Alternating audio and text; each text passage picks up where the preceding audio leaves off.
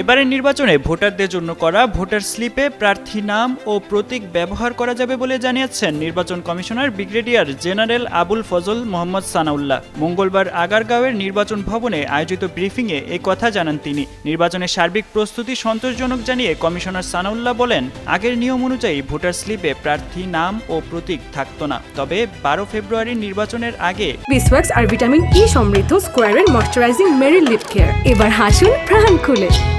প্রার্থীদের নাম ও প্রতীক ব্যবহার করে ভোটার স্লিপ করা যাবে। এ সময় নির্বাচনী উপকরণ বিতরণের বিষয়ে তিনি বলেন, বুধবার থেকে নির্বাচনী উপকরণ বিতরণ শুরু হবে।